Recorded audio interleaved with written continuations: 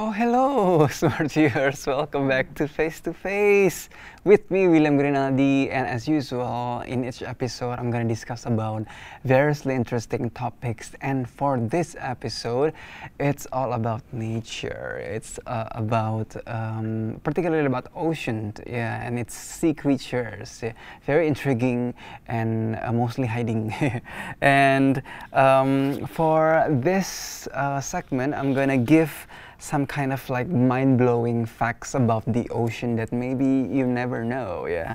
So the first facts is that corals produce sunscreen. So on the Great Barrier Reef, scientists have discovered the production of natural sunscreen within the corals. So it may also protect the fish that feed on the coral.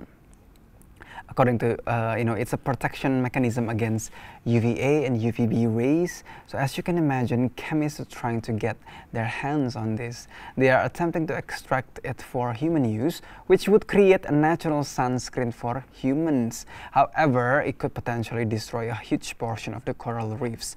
So other sources claim to just mimic the process. The second one is that intraterrestrial aliens. So we know more about planets that are 35 million miles away that we do about our own ocean. So when it comes to Mars, we know quite a lot of information. We know how far away it is, its general shape and size is totally mapped out. Even the elemental composition isn't any mystery. But when it comes to the ocean, we have explored less than 5%, so that's nothing.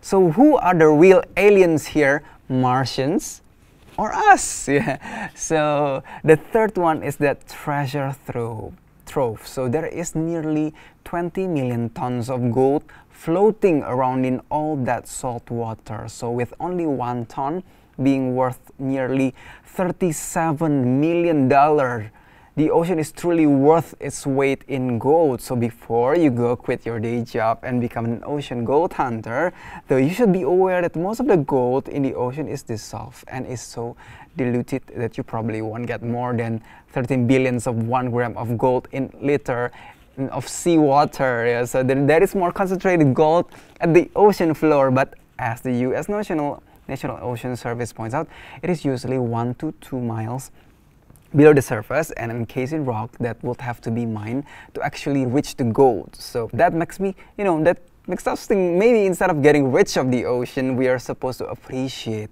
this impossible beauty of it instead. So, and the last one is that it just keeps going. So one of the most mind-boggling facts about the ocean is how deep it really reaches. So the absolute deepest point of the ocean is called Challenger Deep. Is part of Mariana Trench, and it's about 11,000 meters below sea level, which means if we put Mount Everest at depth of Challenger Deep, you would have to swim at least a mile to get to the surface. So those are the interesting facts, mind-blowing facts about the ocean. But don't go anywhere, I'm going to invite a guest related to this specific theme we have right there, which is ocean and its beauty and its very mind-blowing sea creatures. So don't go anywhere, stay tuned on Face to Face.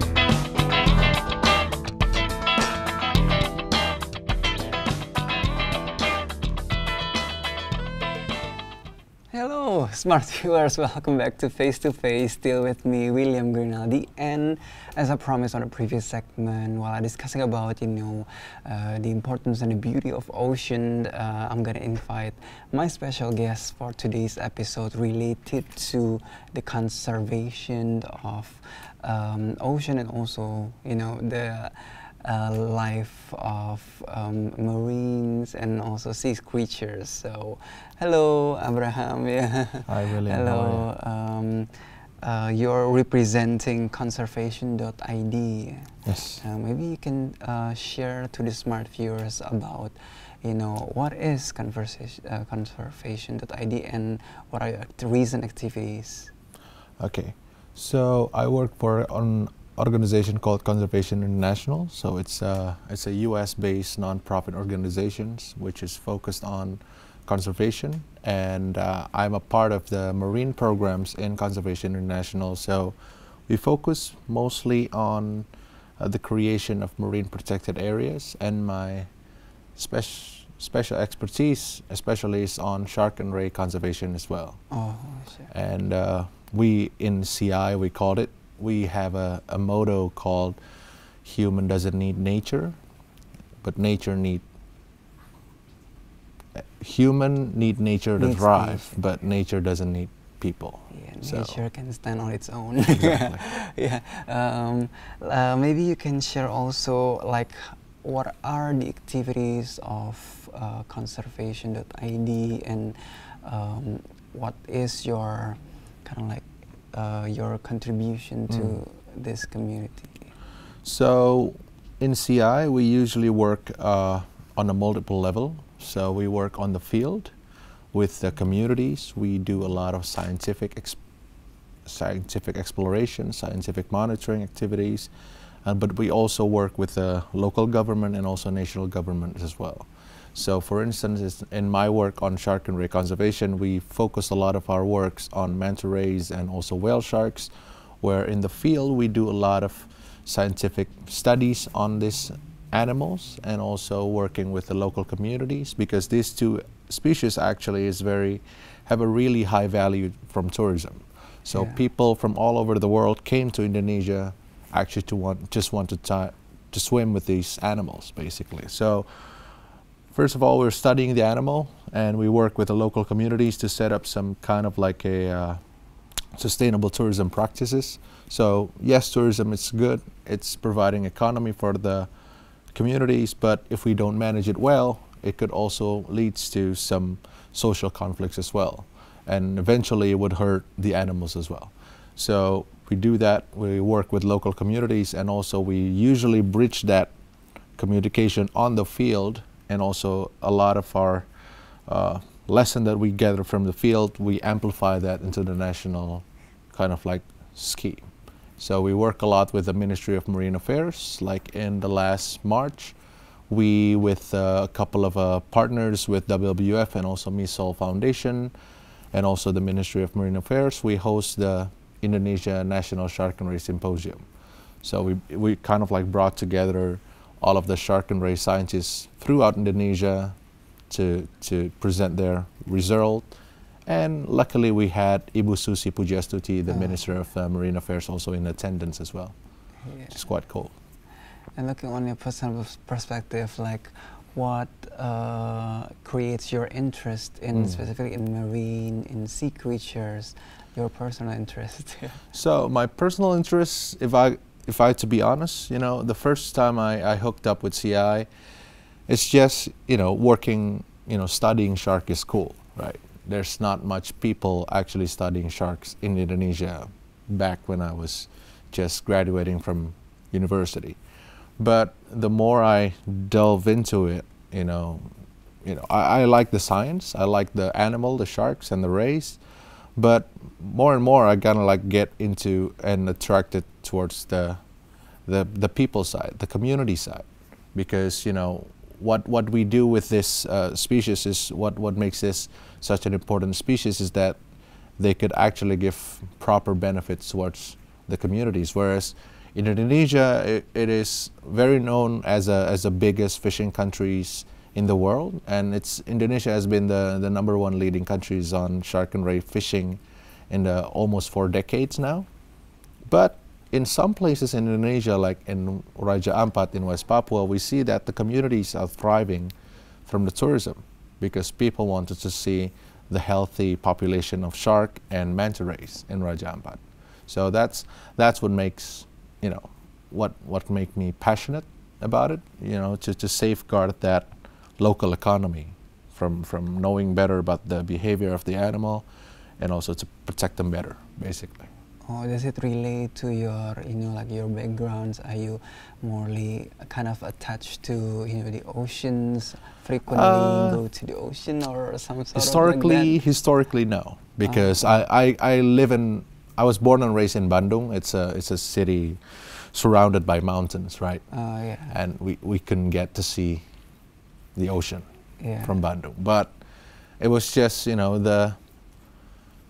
the realization when I was doing my university, because I do a biology major in Bandung Institute of Technology, and all of my classmates are doing forestry and this and that, but I wanted to have something new. And I get hooked up with my seniors that actually works on Reef Check Foundation at a time, and I do an internship there. That's kind of like the first exposure that I had towards the ocean, and also and also the conservation side as well.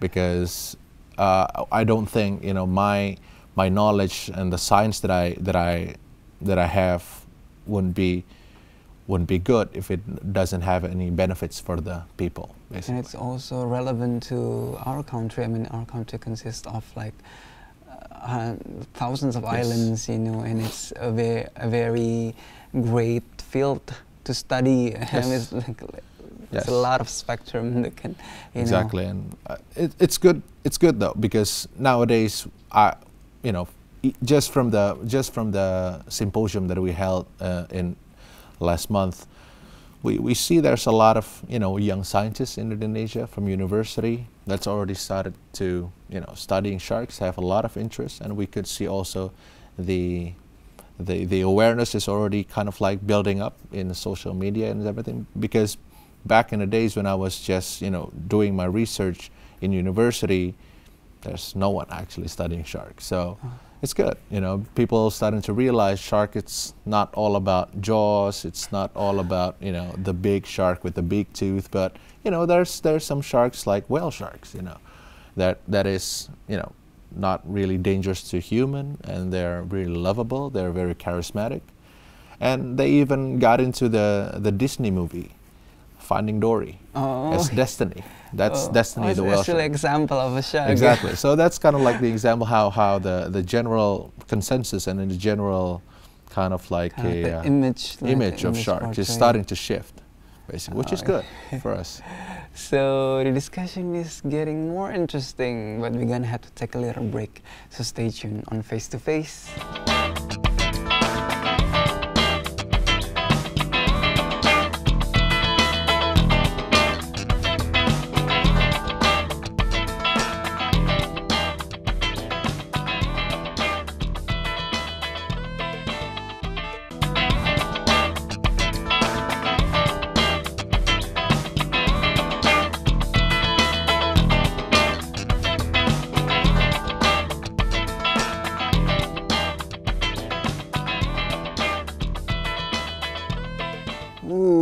So that was, some kind of examples of whale shark tagging. And here we are continuing our discussions about oceans and its beautiful sea creatures with Abram here from conservation.id. And maybe you can share about this photo, the video that we just seen and we just saw, and like what is whale shark tagging, and is it relevant to your activities? Yes, very much. So, so in the past we've been trying to. But first of all, the whale shark globally, there's very little known about them. So people are still wondering where the whale shark is mating, where the whale shark gave birth, and how many child that it gave birth to, and everything else. But what we know so far is that in coastal aggregations, like the ones like in Indonesia, it was usually dominated by really a juvenile male animal. So it's not the baby ones, it's not the adult ones, but it's just in the middle. So juvenile male, and we don't know where the females are, we don't know where the big animals are, and we don't know where the smaller animals were. There's lots to be discovered. Exactly. So, starting into 2013, we tried to deploy some acoustic, and we deployed some satellite tags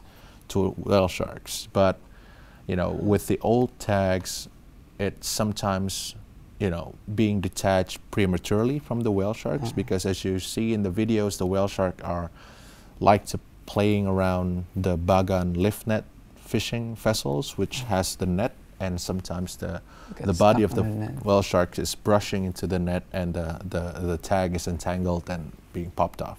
So that kind of like inhibits our studies into just very short period of time. Whereas with these videos, we kind of like found this method actually in Indonesia by talking with the fishermen, because the fishermen usually targeting these small fishes. They called ikan puri, or bait fish or anchovies. Usually, and they caught it with the net. So they lowered the net in the afternoon, and then they turn on the light at night. So they attract the fish at night with the light, and also eventually they lift up their net. So when the fish is already congregated, usually the whale shark came in and take a bite, right? When the whale shark is there, and then they lift the net, and then the whale shark get caught accidentally. And then the fact that the whale shark is not, fighting, it's not thrashing around while it's caught in the net was fascinating. And then that's kind of like what sparks the idea for our team to actually jump inside of the net while the whale shark is in there and try to put this fin mount tag that we put. Because the fishermen told us that, yeah, sir, if the whale shark got caught in the net, they will just usually hang out there, chilled out, and kind of like have a little nap in the bottom of the net. I was like, oh, that was quite cool. And then we used that kind of like unique occurrence to actually got inside of the net and put the satellite tags in the dorsal fin. So later on, when the whale shark is already released, every time the whale shark's fin, breach the water surface, it will, send all of the data that is collected, and also collecting some location data, so we can track them wherever they go. Yeah. So eventually you will track the undiscovered ones. Yes. And we've already learned a lot. Basically, we started this program in July 2015. And up until now, we already tagged like 44 animals throughout Indonesia, and 43 is a male, and just one is female. So maybe it's like the percentage, or are they like hiding or something else? Yeah, and that's kind of like the general consensus that now the scientists are thinking, is that probably the female is staying out a little bit in the little bit of deeper water. But that's just because we rarely see them. Like, for instance, in Cendrawasih Bay in Papua, you can get, from 150 individuals that's already identified there, there's probably only like 5 female. And in Kaimana in West Papua, around 28 individuals already identified and only 1 female. So, and that's kind of like the normal for this coastal aggregation of whale sharks, but that's what make, tagging the female is more exciting, because, we see them less, and it's pretty exciting to see where they go actually, how different their behavior are, and would they do actually stay in the deeper water, or, or they could probably go to other place where that we don't know yet. Basically. Have you been involved in like whale shark tagging activities? I do almost all of the whale shark tagging activities. Oh, okay. Yeah. So the video, the ones that tagging the shark in the video was actually me and a couple of my colleagues in CI. How often do you like? It's probably in a year. Probably it's 4 to 5 trips, basically. Go out in the field, try to catch the whale shark, put a satellite tag on them. Or maybe you can share, like what is some kind of like your most memorable moments while tagging whale sharks? I think the most memorable moments is probably the ones, the where we successfully tagged the female shark. Oh, because it's like jackpot. Yeah, because at the time we've already tagged like more than 40 whale sharks, and it's all male. So we're now Time to getting get some females. Yeah, we get a little bit picky nowadays. You know, we want to check out the ladies and see what they're doing. And at the time, we actually, you know, that's just right before the Shark Marine Symposium in end of March, and we're planning to do this tagging, and we wanted to name the whale shark after Ibu Susi Pujastuti, the Minister of Marine Affairs. And we know the odds of finding female it's really hard, and so we originally planned on, you know, tagging a male whale sharks, whatever we can find. So I flew into Kaimana to West Papua, do our monitoring stuff as usual, and then, you know, I go out to this Bagan fishing platform, basically, you know, talking with the fishermen and try to buy some bait fish from them to lure the whale sharks. And there's a couple of whale sharks there. I swim in the water, just taking photos, checking out the size and the sex and you know, all of the bodily feature of the sharks. You know, so I take notes usually. And then suddenly there's at the time there's two sharks, and one of them is actually the female. Oh, I was like, bloody hell. And then I jumped up the water and then went up to the boat and, you know, asked the help from the fishermen, and then we strike a deal with the fishermen where we give them some compensation later on, and then they agree to help us to catch the whale sharks. And it turns out it's not as hard as we thought, and then it's just like normal male whale shark that we ever tag. And we lured the sharks got in, hooked it up, and I used my gear, go inside of the net, do all of the tagging process, and we released them. And then I'm very, very happy about that, because you know, it's not just the first female whale shark, it's very timely where we wanted to give a tag sharks to Ibu Susi Pujastuti, and it's now very fitting. You know, it's the first whale shark that we tag in West Papua. So it's very fitting, and giving to a woman or a lady like Ibu Susi, which is bold and brave and cool, basically. So. So thank you so much, Abraham, for joining our talk show. So we hope that, you know, smart viewers who are interested or enthusiastic about studying sea creatures and interested in marine and ocean, maybe you can, you know, contact conservation.id for further information. So we hope that by this episode, you know, smart viewers can get inspired to study more about our Earth, and especially the ocean. So until then, I'm William Rinaldi signing off. We'll see you again on another episode. Bye bye.